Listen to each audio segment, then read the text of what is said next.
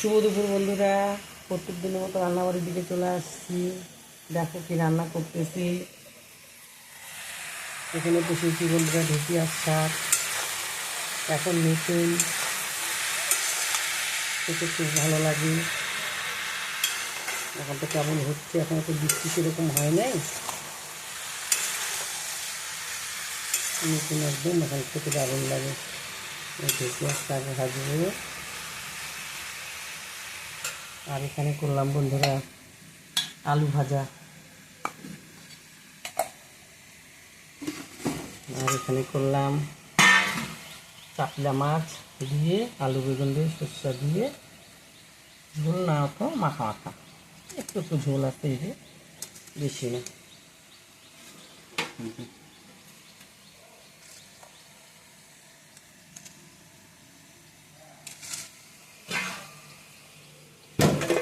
আর এখানে করলাম বন্ধুরা কচু পাতার ছ্যাঁকা। এই দেখো,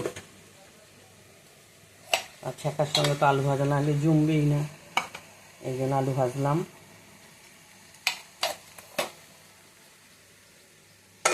আর এখানে হচ্ছে ঢেঁকিয়ার শাক। ঢেঁকির শাকটা ভাজা হয়ে গেলে খাওয়া দাওয়া খাবো। তোমরাও সবাই খাওয়া দাওয়া খাও বন্ধুরা।